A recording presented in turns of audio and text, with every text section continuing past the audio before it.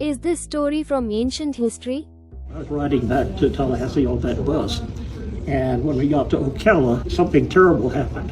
The year before I married Margaret, I was just getting a degree at FSU, and I had come to visit my family on the bus for Easter.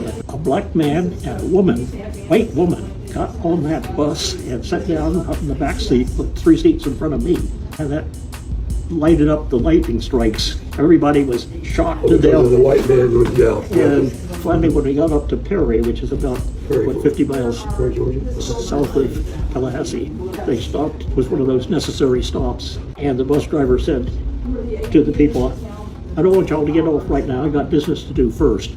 And of course, the buses were air conditioned. I was sitting there by the window. Melton. With the window open. And the guy went in, came back with half a dozen rednecks, complete with cowboy boots and pistols on their sides and the works. And he said, and this was right, I mean, I was as close as I am to you. And I heard the conversation. He said, I want you boys to get on that bus and kill that damn nigger. And they did. They did? And the man was a middle-aged, nice-looking gentleman with a suit on, a vest of the works, a tie. His wife was a pleasant-looking, gray-haired lady. And they dragged him out of the bus. They knocked him down on the ground, and they kicked him to death. That's ridiculous.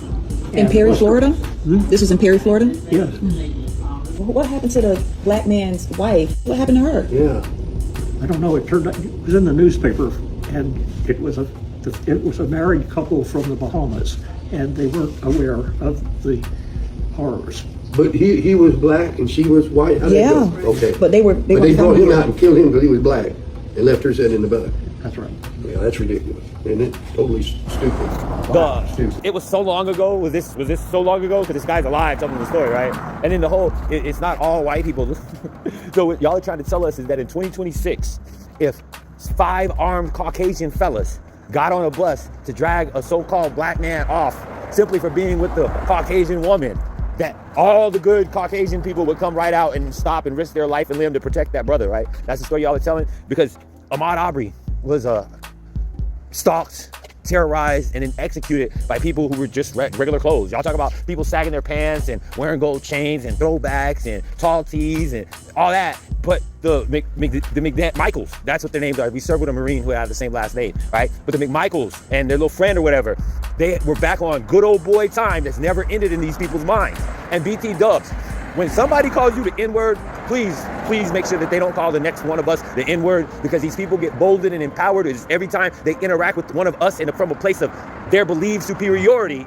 And they keep pushing, and they notice they're not getting any pushback. They figure that we're the ancestors that were depicted taking the water hoses, the attack dogs, the batons. They figure that we shall overcome and turn the other cheek is how all of us get down. So especially if you can afford the mouthpiece to defend you in court, please respond to these people, because they're bringing this whole MAGA thing, Make America Great Again. He's talking about the time frame where they believed America was great. Do you understand? That's what they all go to. Every time you ask them when America was great, they're going to pick a time from nostalgia where so-called black folks and people of color knew our place. So if y'all want to go back to that, that's cool. It's just that it didn't seem fun. The way our parents told the stories about Jim Crow, they didn't seem fun. They put them in movies and books and everything. It's like nobody pays attention. It's weird. REX.